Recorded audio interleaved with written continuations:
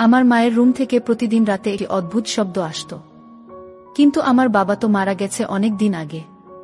তাহলে আমার মায়ের রুম থেকে প্রতিদিন এরকম ধরনের বাজে আওয়াজ আসে কেন? প্রায় প্রতিদিনই এই রকম ধরনের শব্দ শুনতে আমার খুব খারাপ লাগত। আর মনে মনে মাকে ঘৃণা করতে শুরু করলাম। বাবা নেই, মা কার সাথে এমন জঘন্য কাজ করে জানার খুব আগ্রহ হলো। আর এই জন্য আমি একদিন রাতে মার ঘরে লুকিয়ে রইলাম। তারপর আমি যা দেখতে পেলাম তাতে বন্ধুরা আমার মাথায় যেন আকাশটা ভেঙে পড়ল। বন্ধুরা, গল্পটি অনেক ইন্টারেস্টিং। আশা করি শুনলে তোমরা অনেক মজা পাবে। তাহলে চলুন বন্ধুরা, গল্পটি শুরু করি। গল্পটি শুরু করার আগে বন্ধুরা, তোমাদের নিকট আমার ছোট্ট একটি অনুরোধ। দয়া করে তোমরা আমার চ্যানেলটি সাবস্ক্রাইব করে আমাকে সাপোর্ট করবা। বন্ধুরা, আমার নাম অনিকা শর্মা তিথি। আমার ডাক নাম তিথি। সবাই আমাকে তিথি বলে ডাকে। আমার 10 বছর বয়সেই আমার বাবা এই পৃথিবী ছেড়ে চলে যান। বাবা কোনো একটা কাজে কলকাতায় গিয়েছিল। কয়েকদিন পরে সেখান থেকে খবর এলো যে তিনি আর এই পৃথিবীতে নেই। সেখানে ভয়াবহ একটি আগুন লেগেছিল, যার কারণে তার লাশটুকুও পাওয়া যায়নি। আমাদের জন্য এই খবরটা মাথায় আকাশ ভেঙে পড়ার মতো ছিল।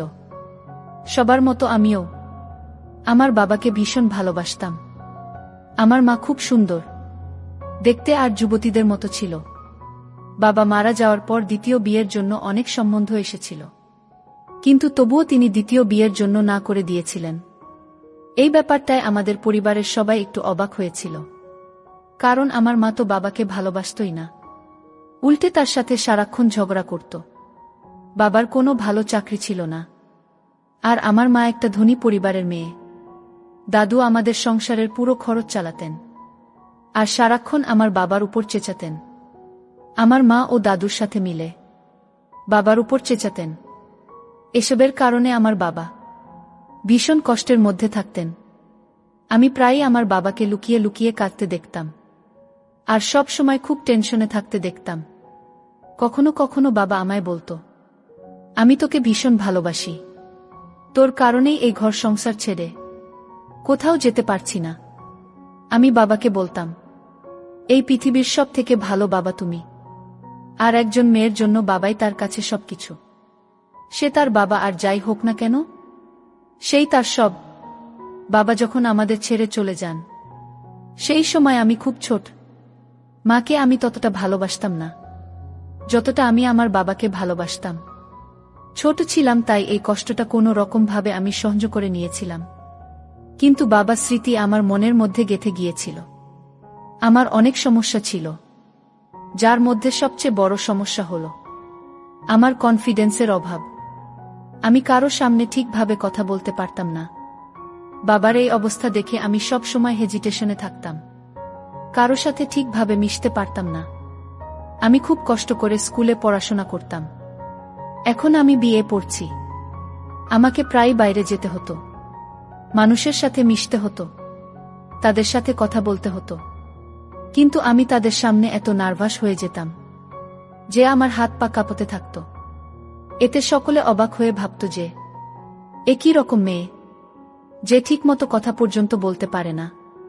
সব সময় আমার মনে হতো যে আমি এই পৃথিবীতে একা, আমার কেউ নেই।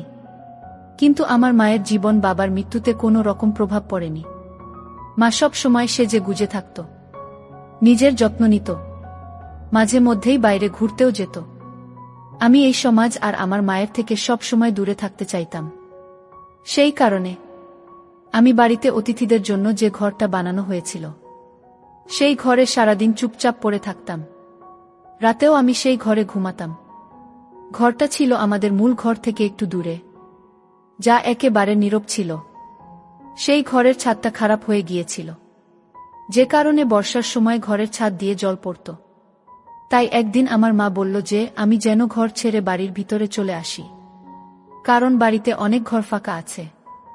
তাই আমার বাইরে থাকার কোনো দরকার নেই। আমি ভিতরে আসতে চাইছিলাম না, কিন্তু বৃষ্টি হলে ঘরে জল পড়ে। এই একটা সমস্যার কারণে আমাকে ভিতরে আসতে হলো। আমার ঘরের সামনে যে ঘরটা, সেটাতে আমার মা থাকত। আমার ঘর থেকে মায়ের ঘরের জানালা পরিষ্কারভাবে দেখা যায়। ছোটবেলায়ও আমি ও বাবা মায়ের সাথে এ ঘরে থাকতাম, কিন্তু বাবা মারা যাওয়ার পরে এই ঘরে আসলে তার কথা মনে পড়ত। সেই কারণে আমি ঘর ছেড়ে বাইরের ঘরে থাকতাম। বাবার মৃত্যুর পরে আমি পুরো ডিপ্রেশনে ছিলাম। সেই কারণে আমি ডক্টরের কাছে চেক আপ করাতে যেতাম।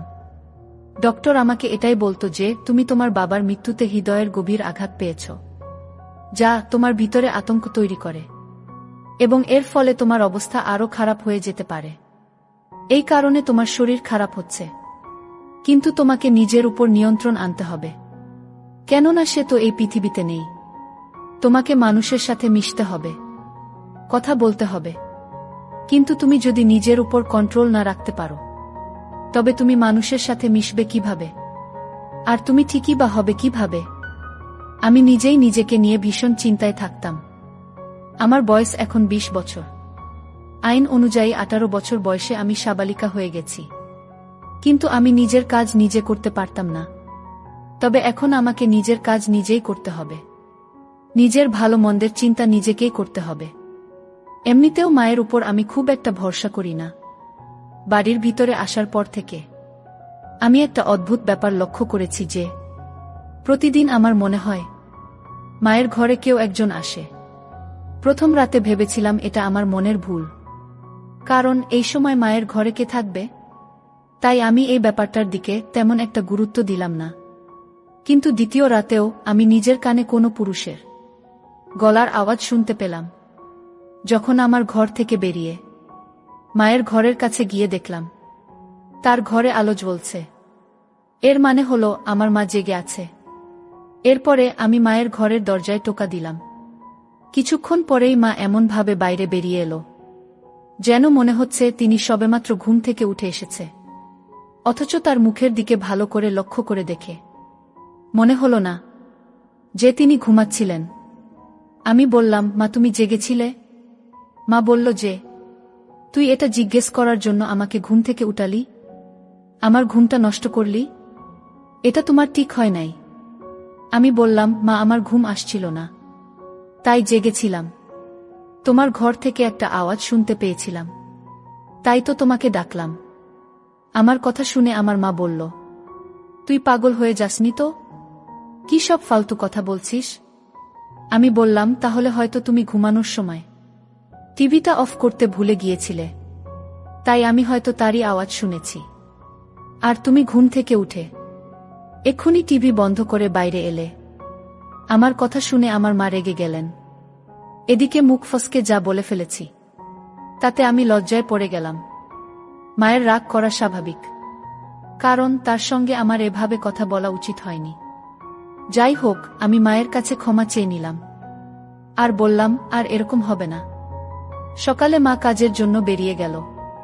তারপর সুযোগ বুঝে আমি মায়ের ঘরে গেলাম। মায়ের সাথে রাতের বেলা এইভাবে কথা বলা আমার উচিত হয়নি। তাই মনে মনে ভাবলাম, আমি যদি মায়ের ঘরটা সুন্দর করে পরিষ্কার করি তাহলে মা খুশি হয়ে যাবে। এইভাবে মায়ের ঘর পরিষ্কার করতে শুরু করলাম। প্রতিদিন যেভাবে ঘর পরিষ্কার করা হয়, আমি সেভাবে মায়ের ঘর পরিষ্কার না করে ঘরটাকে খুব সুন্দর করে পরিষ্কার করতে চেয়েছিলাম। আমি সবেমাত্র ঘর পরিষ্কার করা শুরু করেছি, এমন সময় আমার হাতে এমন একটা জিনিস পেলাম যে তার সাথে মেয়েদের কোনো সম্পর্কই নেই। এটা শুধুমাত্র ছেলেরাই ব্যবহার করে।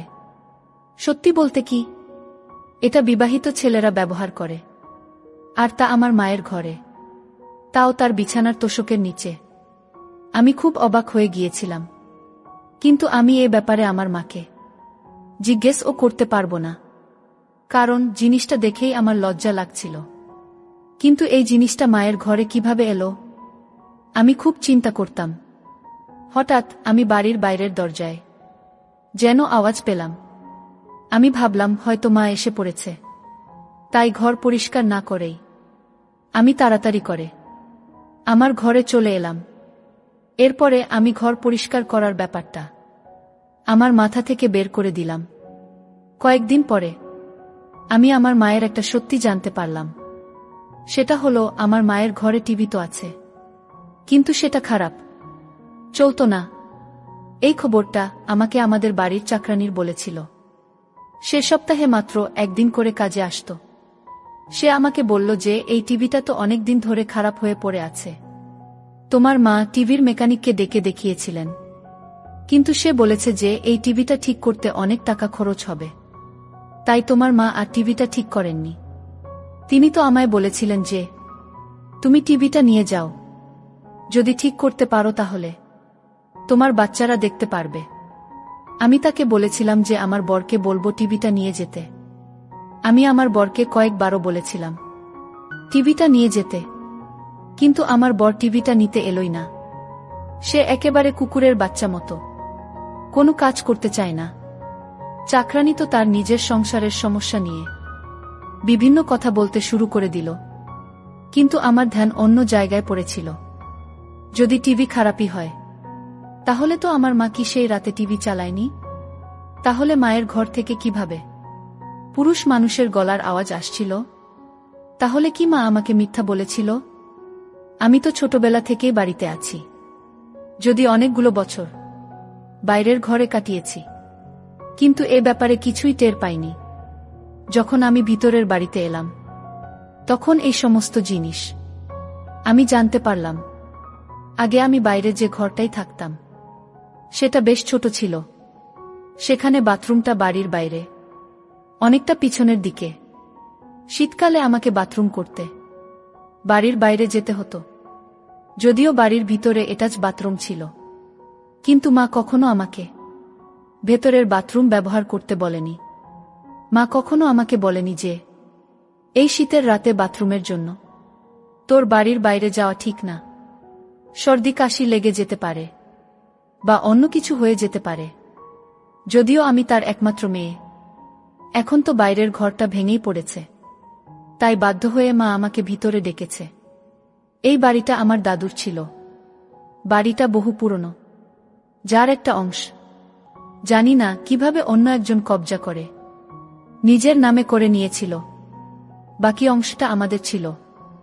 বাড়িটা অনেক বছরের পুরনো, ইংরেজ আমলের। নতুন কেউ বাড়িটা দেখলে হতবাক হয়ে তাকিয়ে থাকত আর বলতো, আমাদের একবার ভিতরে যেতে দাও, আমরা ঘরের ভিতরটা দেখতে চাই। কিন্তু আমি যেহেতু ছোটবেলা থেকেই বাড়িটা দেখছি, তাই আমার এই বাড়ির প্রতি খুব একটা মোহ নেই। আমার দাদু এই পৃথিবী থেকে অনেক আগেই চলে গিয়েছিল, কিন্তু তিনি ভালোই সম্পদ রেখে গিয়েছিলেন, যা দিয়ে আমাদের সংসারের খরচ খুব ভালোভাবে চলে যেত। মা বাড়িতে চাকরানি রেখেছিলেন। একদিন আমার মা আমাকে বলল যে তুই একটা অলস মেয়ে, সারাদিন শুয়ে বসে দিন পার করছিস, এখন এখানে এসে আমার চুলে রং লাগিয়ে দে। আমি মাঝে মাঝে অবাক হয়ে এটাই ভাবতাম যে এই বয়সে আমার মা সেজেগুজে কাকে দেখাতে চায়। এত বছর ধরে বিধবা থাকার পরেও আমার মা সবসময় সেজে গুজে থাকতেন। তার এই বাহারি সাজ দেখে তাকে আমার একদমই ভালো লাগতো না। তিনি এমনভাবে সেজে থাকতেন যেন তিনি সধবা। একবার তো পুজোতে মাকে হাতের মেহেন্দিও করতে দেখেছি, কিন্তু কোন বিধবার তো ইচ্ছাই করার কথা না এসব করার। আর যখন তার স্বামী বেঁচে নেই, তখন মেহেন্দি পরে তিনি কাকে দেখাবেন? আমার মা সেই সমস্ত কিছুই করতেন যা কিনা একজন সধবা মহিলা করেন। নিজের খুব যত্ন নিত। আর একবার যখন মায়ের চুল সাদা হতে লাগল, তখন তো তিনি চুলে কালারও করলেন, সাথে মেহেন্দিও লাগালেন। ভালো গাও রঙের শাড়ি পরতেন, নিজের হাত পায়ে নখে নেল পালিশ লাগাতেন। আমি একটা অবিবাহিত মেয়ে হয়েও নিজেকে এত খেয়াল রাখতাম না যতটা আমার মা নিজের খেয়াল রাখতেন। আমি শুনেছিলাম আমার মা আর বাবা প্রেম করে বিয়ে করেছিলেন, তাই তো ভালোবাসার টানে বড়লোকের মেয়ে আমার মা আমার গরিব বাবাকে বিয়ে করেছিলেন। না হলে দাদু এই সম্বন্ধ কোনোদিনও মেনে নিতেন না। তিনি আগে সেনাবাহিনীতে ছিলেন এবং ভীষণ শক্ত মনের মানুষ ছিলেন। রাতে আবারও মায়ের ঘর থেকে আওয়াজ আসলো। আমি কান লাগিয়ে শোনার চেষ্টা করলাম, এটা কিসের আওয়াজ? কিছুক্ষণ শোনার পরে আমার যেন মনে হলো কোনো পুরুষ মানুষ কথা বলছে, আর আমার মা তার কথা শুনে হাসছিল আর লজ্জা পাচ্ছিল। কথা শুনে মনে হচ্ছিল যেন লোকটা আমার মায়ের খুব প্রশংসা করছে, আর এতে আমার মা লজ্জা পাচ্ছে। আমি শিওর যে ভিতরে কোনো পুরুষ মানুষ আছে। যাই হোক, চুপ করে ঘরে এসে শুয়ে পড়লাম। কয়েকদিন পরে আমার বাবার বাৎসরিক কাজ। প্রথম থেকেই বাবার বাৎসরিক কাজের দিন আমার মন ভার হয়ে থাকত। মনে হতো যেন আজকেই উনি আমাদের ছেড়ে এই দুনিয়া থেকে চলে গেছেন। বাবার বাৎসরিকের দিন সকালে দেখলাম মা সেজেগুজে বাইরে বেরিয়ে এলো। মাকে সেদিন খুব রোমান্টিক মনে হলো। আমি মাকে বললাম, আজকের দিনে অন্তত সাদা কাপড় পরে আসতে পারতে।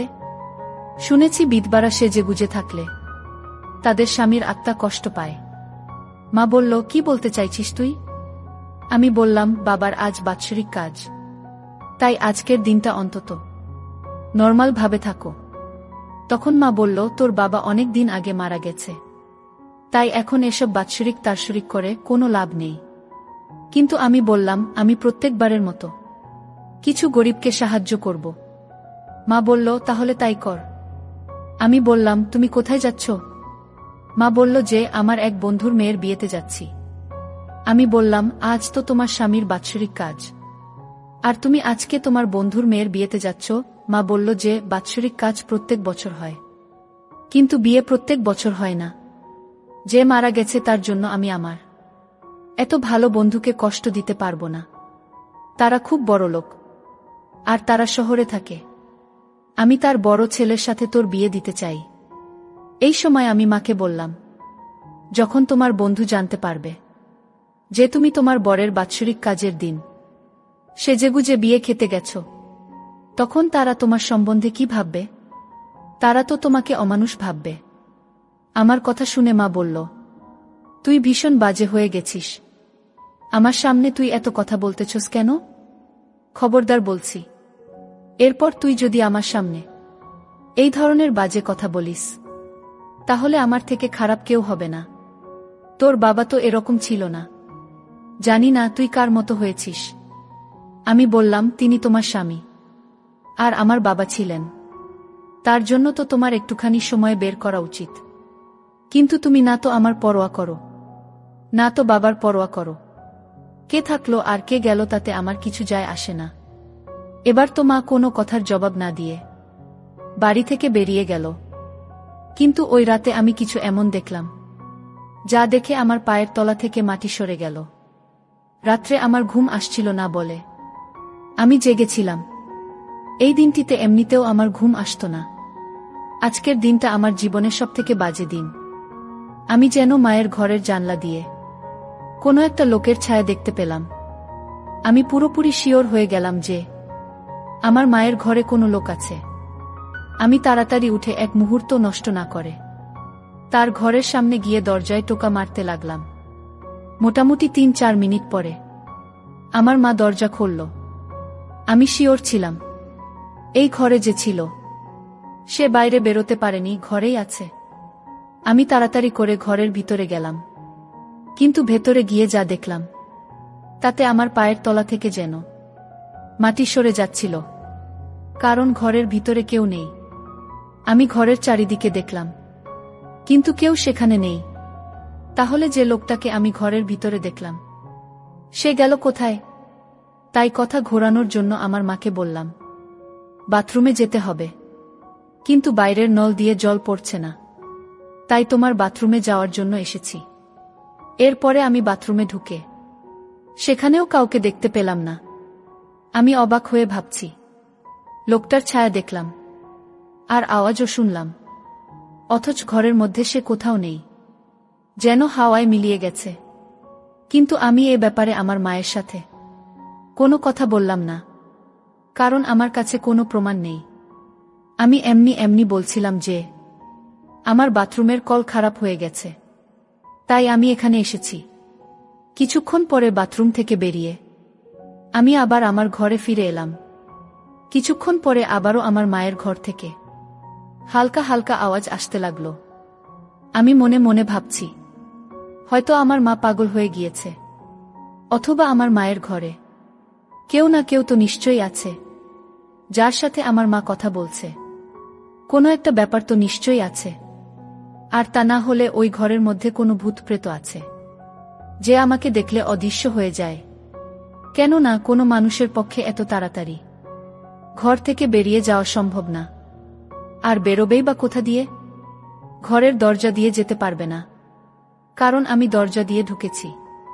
আর জানলা দিয়েও যেতে পারবে না, কারণ জানলাটা ছিল খুবই ছোট।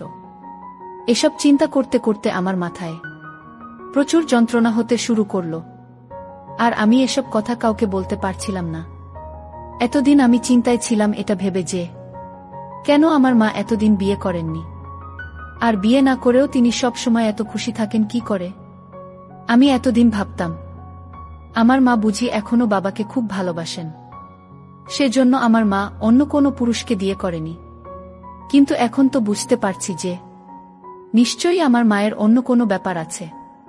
তার জীবনেও হয়তো কেউ আছে, আর সে হয়তো আমার মায়ের সাথে খুব বাজে কাজ করে।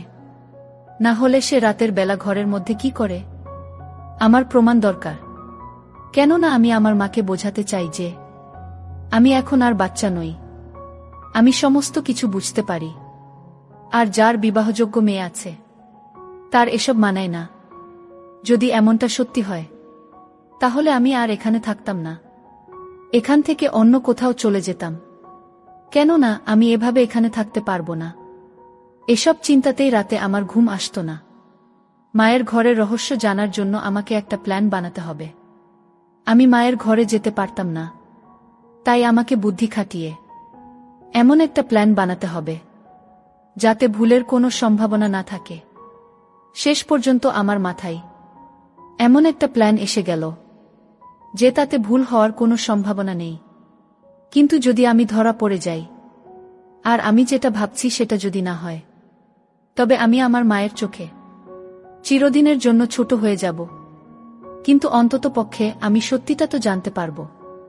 আর এমনিতে আমি শিওর ছিলাম যে মায়ের চোখে আমি ছোট হব না, বরং তিনি আমার চোখে চিরদিনের জন্য ছোট হয়ে যাবেন। তাই আমি মনে মনে ভেবে নিয়েছি যে আমাকে কি করতে হবে। বিকেলবেলা আমি আমার মাকে বললাম যে আজ আমি আমার এক বন্ধুর বাড়িতে পড়তে যাব, আর আমি রাতে ওখানে থাকব। আমার মা বলল, ঠিক আছে, খুব ভালো কথা, মন দিয়ে পড়াশুনো করো। মনে হয় আমার মা খুব খুশি হয়েছিল যে আমি রাতে বাড়িতে থাকব না। যাই হোক, আমি বাড়ি থেকে বেরিয়ে গেলাম এবং কিছুক্ষণ পরে মাকে ফোন করে বললাম যে আমি আমার বন্ধুর বাড়িতে চলে এসেছি। যদিও আমি বাড়ি থেকে কোথাও না গিয়েই বাড়িতেই লুকিয়েছিলাম। আমার মা বলল, ঠিক আছে, সকালে ঘুম থেকে উঠে ধীরে সুস্থে বাড়িতে ফিরে আসিস, তাড়াহুড়ো দরকার নেই। কিন্তু আমি তো আমার বন্ধুর বাড়িতে যাইনি, আমি তো আমার মায়ের ঘরে লুকিয়ে আছি। আর এমন জায়গায় লুকিয়েছিলাম যে ঘরে মা কি করে সেটা আমি দেখতে পেলেও মা আমাকে দেখতে পাবে না। কিছুক্ষণ পরে মা ঘরে এসে সাজগোজ শুরু করল। এরপরে ঘরের মধ্যে এমন একটা ঘটনা ঘটল যেটা দেখে আমার পায়ের তলা থেকে মাটি সরে গেল। আমার মা অনেক কষ্টে মেঝে থেকে কার্পেট সরালো, কেননা কার্পেটটা খুব ভারী। কার্পেট সরানোর পরে তার নিচে যা দেখলাম সেটা দেখে আমার মাথা ঘুরতে লাগলো। কার্পেটের নিচে একটা দরজা ছিল। আমার মা সে দরজাটা টেনে খুলল, আর মা দরজা খোলার সাথে সাথে সেখান থেকে একটা লোক বেরিয়ে এলো। আর লোকটা বেরিয়ে আসার সাথে সাথেই আমার মা তাকে খুব বাজে আচরণ করতে শুরু করল। এটা দেখে আমার নিঃশ্বাস বন্ধ হয়ে যাওয়ার মতো অবস্থা। আমার যেন মনে হলো যে আমি মাথা ঘুরে পড়ে যাব। কেননা ওই লোকটা আর কেউ না, সে আমার বাবা, যে কিনা অনেক বছর আগে মারা গিয়েছিল। তাহলে আমার বাবা এখনো জীবিত কিভাবে? আমি বাবাকে দেখে হতভম্ব হয়ে বাইরে বেরিয়ে এলাম।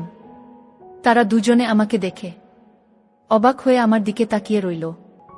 আমি থাকতে না পেরে এগিয়ে গিয়ে বাবাকে ধরে খুব কান্নাকাটি করলাম। বাবা আমাকে কিছুক্ষণ আদর করে, তারপর জিজ্ঞেস করল, কেমন আছিস মা? আমি বললাম, বাবা, তুমি বেঁচে থাকতেও মরা নাটক কেন করেছিলে? আমার বাবা বলল, সোনা মা আমার, আমরা খুব গরিব ছিলাম, আমাদের কাছে কিছুই ছিল না, কিন্তু আমার একটা জিনিস ছিল, আর সেটা হলো আমার জীবন বীমা। যেটা আমার বাবা বেঁচে থাকতে আমার নামে করেছিলেন, সেই জীবন বীমার টাকা পাওয়ার জন্য। এই দুনিয়ার সামনে আমাকে মরে যেতে হয়েছিল। আমি মরে গেলেই জীবন বীমা থেকে 1 কোটি টাকা পাওয়া যেত। আমার কাছে আর কোনো অপশন ছিল না।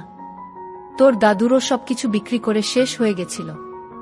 আমরা অনেক অভাবে পড়ে গেছিলাম মা। আমাদের কাছে আর কিছুই ছিল না। তাই তোদের ভালোভাবে রাখার জন্য আমাকে এই নাটকটা করতে হয়। এরপর সকলের সাথে সাথে জীবন বীমা লোকেরাও বিশ্বাস করেছিল যে আমি মরে গিয়েছি, তাই তারা তোর মাকে 1 কোটি টাকা দিয়ে দেয়। আর আমরা কোনো কাজ না করেই সুখের সাথে জীবন উপভোগ করতে থাকলাম। আমি তোর মায়ের কাছে থাকতাম সব সময়। আমাকে কোনো কাজও করতে হয় না। শুন মা তিথি, এই যে দেখ, মাটির নিচে আমার ঘর আছে, টিভি আছে। আমি আনন্দের সঙ্গে জীবন অতিবাহিত করছি। এই একটা বুদ্ধি খাটিয়ে এত টাকা পেলাম, যা আমি সারা জীবন কাজ করে ইনকাম করতে পারতাম না। আমি আমার বাবার দিকে অবাক হয়ে তাকিয়ে রইলাম আর বললাম, বাবা, তোমার মৃত্যুতে আমি এতটা দুঃখ পেয়েছিলাম যে আমার জীবনটা শেষ হয়ে গেছে। এখন আমি একটা রোগীতে পরিণত হয়েছি। তোমার চিন্তায় আমি প্রায় শেষ হয়ে গেছি। আর তুমি এই ভেবে খুশি থেকেছ যে তুমি খুব বড় দান মেরেছ। কিন্তু তুমি তো এই দুনিয়াতে সব থেকে বড় বোকামি করেছ। আমার বাবা আমাকে বলতে লাগলো যে তোর ভবিষ্যতের কথা ভেবে আমি এই সব করেছি। তোর পড়াশোনার সাথে সাথে তোর যাবতীয় খরচ তুই সময় মতোই পেয়েছিস। কোনোদিন কোনো কিছুর অভাব তোকে হতে দিইনি। যদি আমি এইসব না করতাম, তাহলে আমাদের খেয়ে পরে বেঁচে থাকাই কষ্টকর হতো।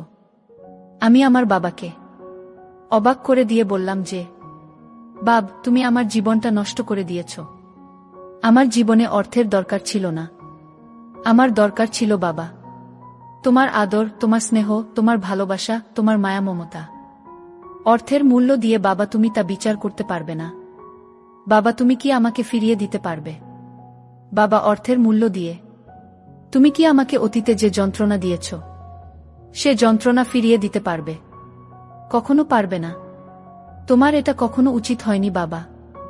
অর্থের মূল্য দিয়ে তুমি আমার জীবনের সুখের মূল্য বিবেচনা করেছ, যার জন্য আমার মাথা এবং মনের অবস্থা পুরোটাই শেষ। না মরেও পৃথিবীতে মরে থাকার মতোই বেঁচে আছি। যাই হোক বাবা, অর্থ দিয়ে তুমি সুখে থেকো, ভালো থেকো। তোমার কাছ থেকে আমি আর কোনো সুখ স্বাচ্ছন্দ্য চাইব না। বন্ধুরা, পরিশেষে আমি বলবো, আমাদের জীবনেও মাঝে মধ্যে এরকম ধরনের কিছু ঘটনা আসে, যা কেউ কখনো কল্পনাও করতে পারে না। অনেক সময় অর্থের জন্য মানুষ জীবনের রূপ পাল্টিয়ে দেয়া, পরিবার, আপনজন সবার কাছ থেকে বিসর্জন দিয়ে জীবনকে ভিন্ন উপায় নিয়ে যায়। তখন সে পরিবার পরিজনের চাইতে নিজের স্বার্থটাকে বেশি প্রিয় মনে করে। কিন্তু এটা মোটেও উচিত না। আমাদের প্রত্যেকটি কাজ করার পূর্বে আমাদেরকে সবকিছু বিবেচনা করে ভাবা উচিত, বিশেষ করে পরিবার পরিজনদের কথা মাথায় রেখে। প্রত্যেকটি কাজ, অর্থাৎ দুর্বিষহ কাজগুলো বিবেচনা করে করা উচিত। বন্ধুরা, আজকে এই পর্যন্তই। আমি লামিয়া আবারও আসব তোমাদের মধ্যে নতুন কোনো ভিডিও নিয়ে। ভিডিওটি যদি তোমাদের ভালো লাগে, তাহলে একটি লাইক দাও। প্রতিদিন আমি তোমাদেরকে একটা করে নতুন গল্প উপহার দিব। তাই তোমাদেরকে অনুরোধ করে বলছি, তোমরা যদি এই রকম ধরনের ইন্টারেস্টিং গল্প পেতে চাও, তাহলে দয়া করে আমার চ্যানেলটি সাবস্ক্রাইব করো। পরিশেষে তোমাদের সকলের সুস্বাস্থ্য কামনা করি। ভিডিওটি দেখার জন্য তোমাদের সকলকে অসংখ্য ধন্যবাদ।